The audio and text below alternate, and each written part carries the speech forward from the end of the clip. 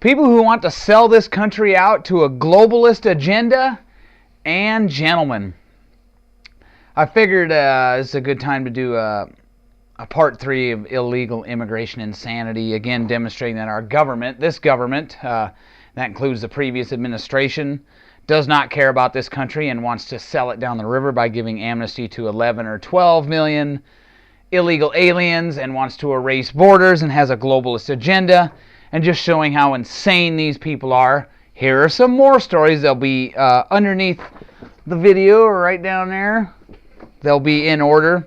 Story number 1. How many other countries have birthright citizenship? How many such children are there in the United States, and how much is this costing us? The Center for Immigration Studies has just released a study by John Fear that gives some answers. The report didn't get the attention it should have. I wonder why the antique media didn't give it attention. Perhaps because it has some very inconvenient truths. Eat your heart out, Al Gore.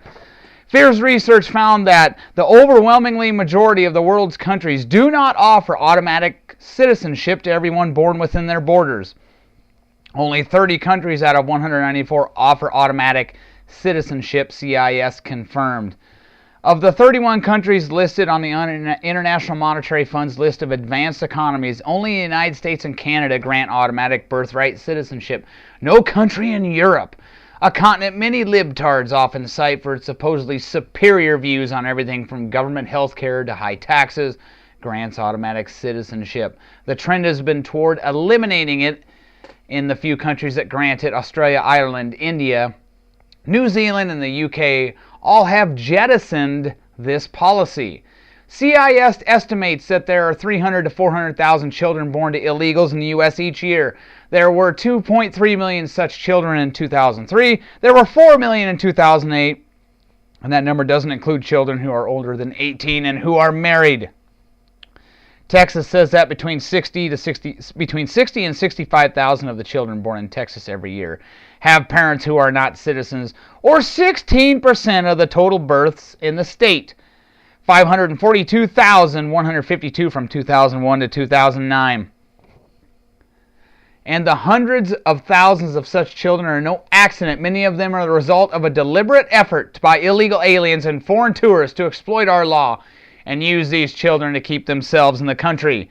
And Obama wants it for more voters, to sell us down the river quicker. He wants it. Story number 2. The drunken illegal immigrant who killed a nun in Virginia last month was not only released by federal authorities after previous arrests. You remember the outrage at the Arizona law? Let us handle it, says the federal government. No, they have no intention of handling it. This man, Carlos Montano, was issued a special Homeland Security work permit after 2 criminal convictions.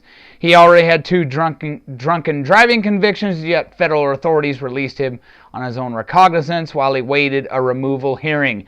In the interim, the illegal alien, intoxicated and with an expired license, swerved over a median in Prince William County and slammed into a vehicle carrying 3 Catholic nuns. 1 died and 2 were critically injured. Story number 3.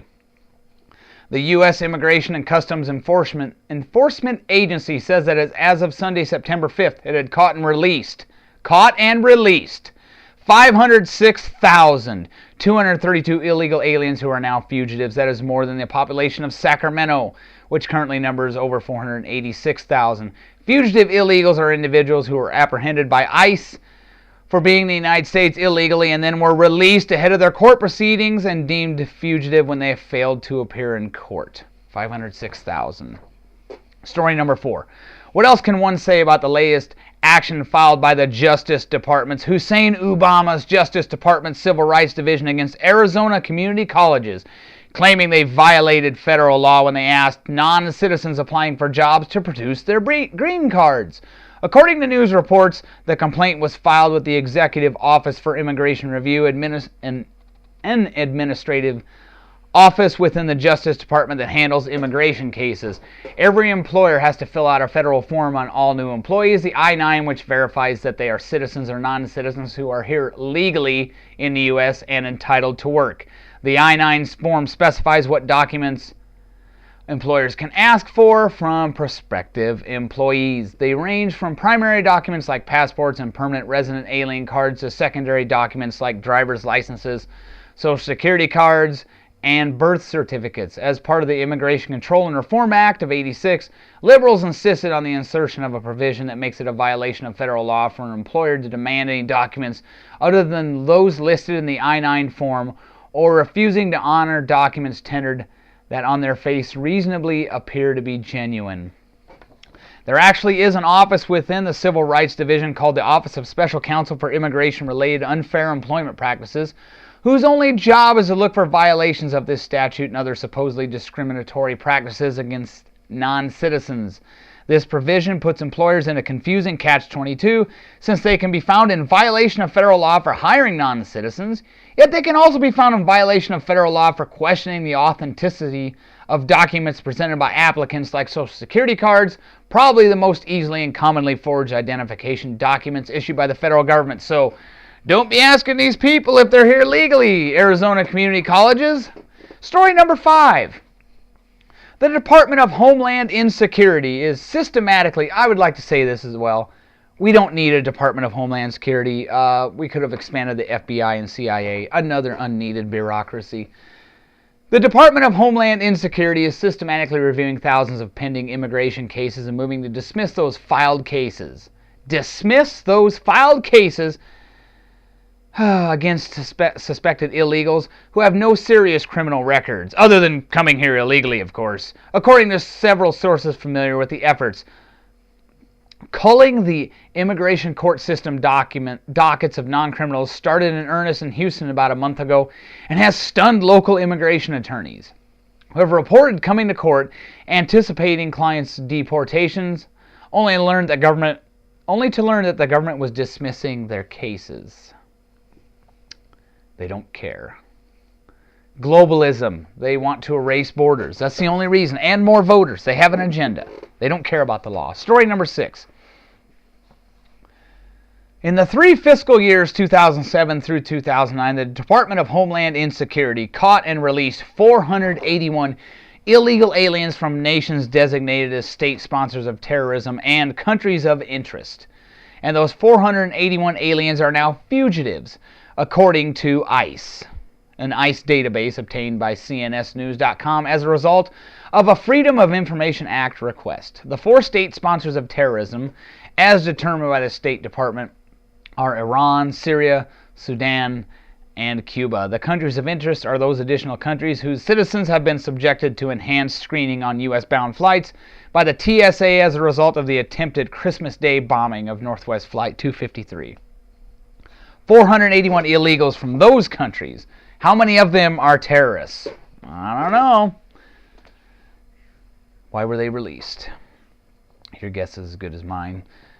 I'll give you 3 guesses. The first 2 don't count. Number 7.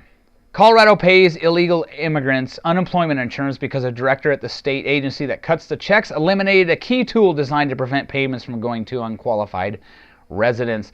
As a result, the Colorado Department of Labor and Employment regularly makes unemployment insurance payments to illegal aliens and other citizens who don't qualify for the taxpayer-funded benefit.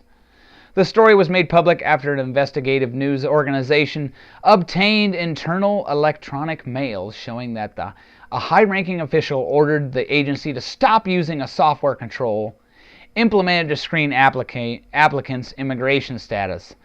CDLE's unemployment director, Mike Cullen, actually issued an official work order in early 2009 to shut the system down.